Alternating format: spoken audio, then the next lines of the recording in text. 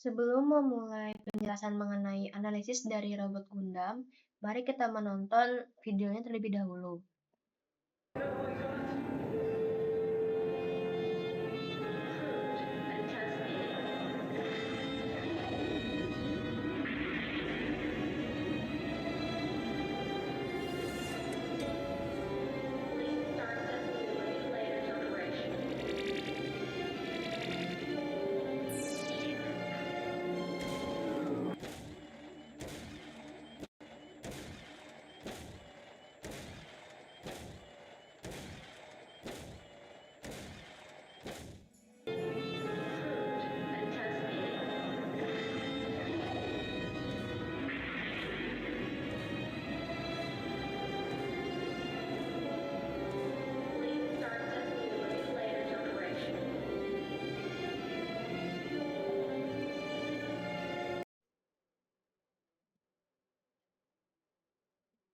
Baik, masuk ke penjelasannya.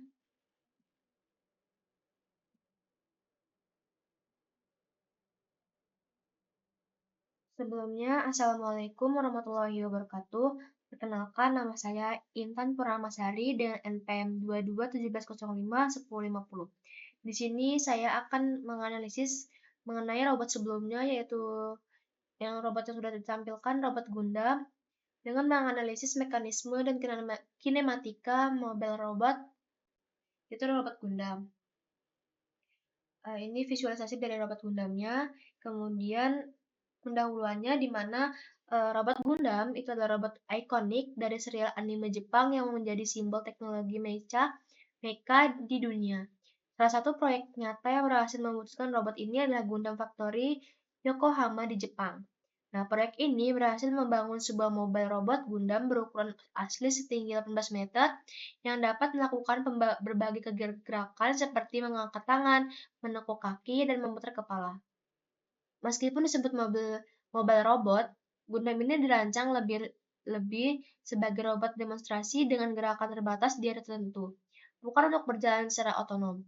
Nah, tujuan dari analisis ini adalah untuk mengkaji spesifikasi teknik robot Gundam, memahami sistem penggerak yang digunakan, menganalisis mekanisme kinematika dan dinamika dari setiap pergerakan robot, serta mengidentifikasi sensor-sensor yang mendukung akurasi dan kestabilan gerakan robot tersebut. Masuk ke spesifikasi robot Gundam. Nah, robot Gundam ini merupakan robot humanoid yang berukuran raksasa dengan tinggi sekitar 18 meter dan berat mencapai kurang lebih 25 ton. Struktur tubuh robot ini dirancang menyerupai anatomi manusia dengan proporsi yang presisi. Material utamanya terdiri dari baja dan aluminium yang memberikan kekuatan serta mengurangi beban struktur agar tetap memungkinkan untuk digerakkan. Kemudian robot ini memiliki tingkat kebebasan atau degree of freedom yang tinggi dengan estimasi sekitar 24 hingga 30 DOF yang tersebar pada bagian kaki, lengan, kepala, dan badan. Kemudian setiap bagian tubuh seperti bahu, siku, pinggul, lutut, dan pergelangan tangan dirancang dapat bergerak secara terpisah dengan sudut rotasi tertentu yang dikendalikan secara terprogram. Kemudian fungsinya adalah demonstrasi gerak humanoid. Masuk ke sistem penggerak mekanisme. Pada robot Gundam ini, sistem penggeraknya menggunakan mekanisme struktur bertipe serial open chain, yaitu susunan rangkaian yang terhubung secara berurutan dari pangkal ke ujung, seperti susunan rangka pada tubuh manusia. Dalam mekanisme ini, setiap bagian tubuh seperti bahu, lengan, siku, pinggul, dan kaki yang terhubung melalui joints atau sambungan yang membentuk rantai terbuka dan tanpa cabang. Jenis sambungan yang digunakan pada robot Gundam ini adalah revolusi, join, atau angsel rotasi, yaitu sambungan yang memungkinkan gerakan memutar pada sumbu tertentu. Nah, revolusi join ini yang memungkinkan kaki, pinggul, lengan, dan kepala dapat bergerak secara fleksibel sesuai kebutuhan gerakan yang diinginkan. Kemudian untuk gerakannya yang dihasilkan itu meliputi mengangkat lengan, memutar bahu, menekuk siku, menggerakkan kaki, memutar pinggul, serta memiringkan dan memutar kepala. Namun, mobilitas robot Gundam ini terbatas karena robot ini tidak dirancang untuk berjalan secara penuh atau berpindah tempat seperti robot bipedal otonom. Gerakannya lebih difokuskan pada animasi demonstrasi untuk eh, untuk menampilkan pose dan gesturnya yang menyerupai karakter Gundam di anime. Sehingga yang ditampilkan adalah keluasan dan akurasi gerak pada posisi yang tetap.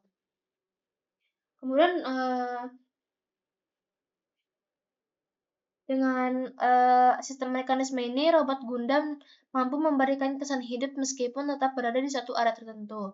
Nah, struktur serial open chain dan penggunaan revolute join menjadi kunci utama dalam mewujudkan gerakan realistis pada robot ini. Kemudian untuk sistem penggerak akuator dan transmisi, sistem penggeraknya akuator dan transmisi itu untuk menggerakkan setiap bagian tubuhnya. Robot Gundam ini menggunakan aktuator berupa motor servo DC dengan torque tinggi atau high torque DC servo motor. Motor servo jenis ini dipilih itu untuk karena mampu menghasilkan gerakan yang kuat, presisi, dan dapat dikendalikan secara akurat pada setiap sudut sendi. Kemudian motor servo ini berfungsi memberikan daya gerak utama yang memungkinkan lengan, kaki, kepala, dan bagian tubuh lainnya bergerak secara perintah yang telah diprogram. Kemudian tenaga dari motor servo ini kemudian diteruskan ke bagian mekanik robot melalui sistem transmisi berupa gearbox planetary, yaitu merupakan sistem roda gigi yang digunakan untuk mengatur kecepatan dan memperbesar torsi, sehingga motor tidak perlu bekerja terlalu berat untuk menggerakkan bagian tubuh robot yang besar dan berat. Sistem ini memungkinkan pergerakan yang halus dan terkontrol meskipun beban yang diangkat cukup berat. Kemudian keunggulan dari kombinasi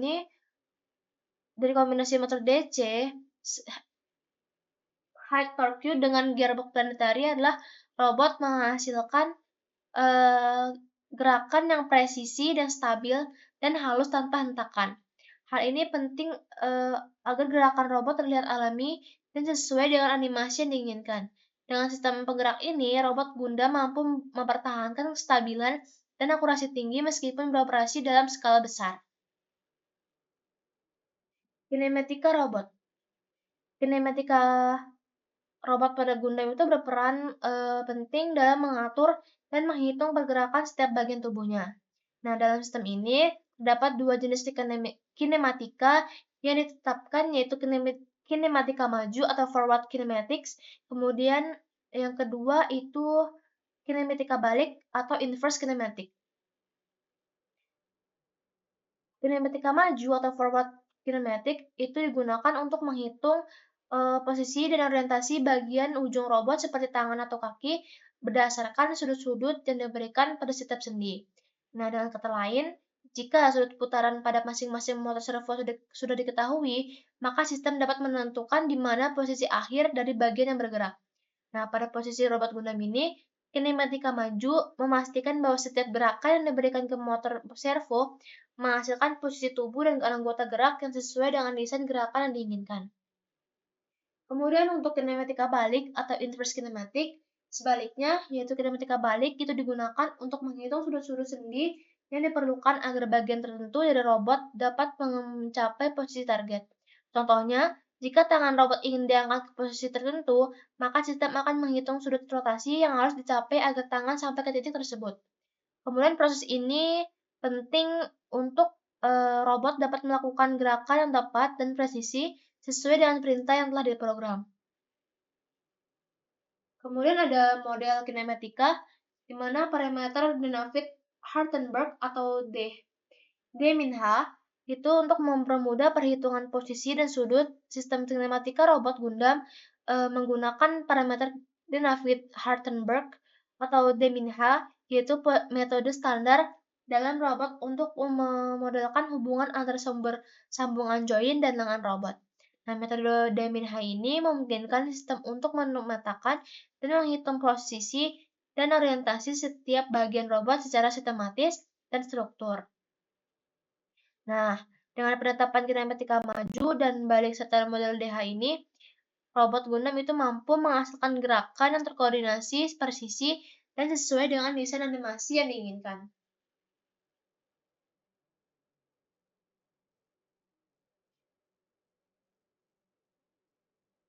Kemudian ada dinamika robot Gundam, di mana dalam pergerakan robot Gundam, dinamika robot menjadi aspek penting yang harus diperhitungkan dengan sangat teliti.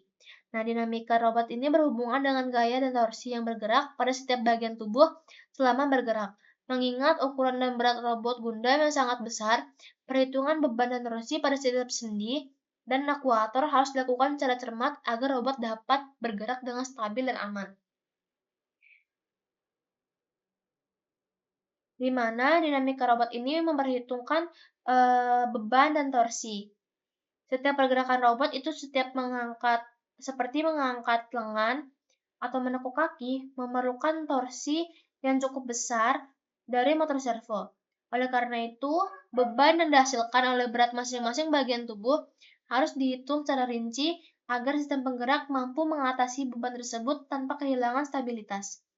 Jika perhitungan torsi tidak tepat, robot bisa mengalami kegagalan gerak, hentakan, atau bahkan kerusakan mekanis.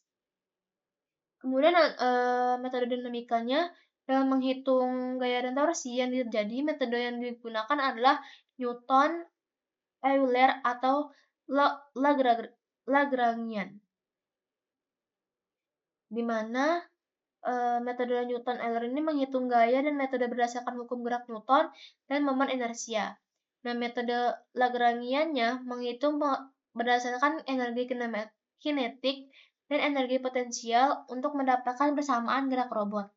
Nah, kedua metode ini penting untuk memastikan semua aktuator menghasilkan gaya yang tepat untuk menggerakkan bagian tubuh sesuai desain dan tetap dalam batas aman. Kemudian tujuan dari dinamika robot ini itu untuk menerapkan dinamika menjamin kestabilan dan keamanan struktur robot selama melakukan pergerakan. Karena robot Gundam ini beroperasi dalam skala besar, kesalahan kecil aja dalam perhitungan dapat berakibat fatal pada keseimbangan dan keselamatan sistem. Kemudian untuk faktor massa dan gravitasinya, perhitungan dinamika juga menentukan efek massa dan gravitasi yang bekerja pada tubuh robot. Semakin berat bagian yang digerakkan, semakin besar pula gaya gravitasi yang mempengaruhinya. Oleh karena itu, distribusi massa dan pusat gravitasi robot harus diatur dan dihitung dengan baik agar tidak menimbulkan ketidakseimbangan selama robot bergerak. Dengan menerapkan dinamika yang tepat, robot Gundam dapat bergerak dengan lancar, stabil, dan aman meskipun memiliki ukuran dan berat yang sangat besar.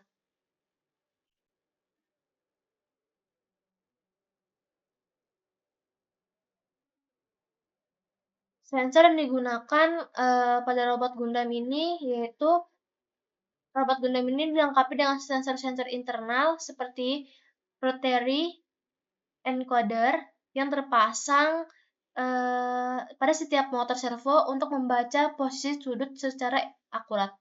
Nah, sensor ini memungkinkan sistem kontrol robot untuk memantau dan menyesuaikan pergerakan sesuai dengan perintah yang telah diprogram.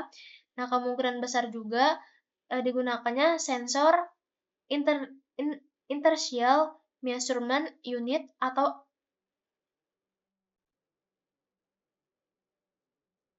IMU atau gyroscope, yaitu untuk memantau orientasi dan keseimbangan. Kemudian dilihat dari videonya tidak terlihat adanya sensor navigasi eksternal seperti lidar, kamera, atau sensor lingkungan. Karena fokus utama dari robot ini adalah demonstrasi gerakan yang dikendalikan secara terpusat, bukan untuk navigasi otonom. Kemudian semua sistem sensor ini bekerja secara terintegrasi dalam control loop tertutup untuk memastikan bahwa gerakan, tetap presisi, stabil, dan aman.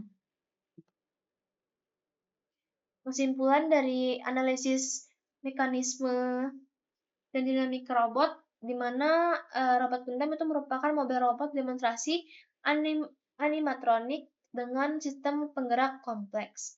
Kemudian memiliki kinematika presisi, dinamika yang terkontrol, dan sistem internal untuk akurasi gerak. Kemudian yang terakhir itu fokus pada pertunjukan gerak, bukan navigasi otonom.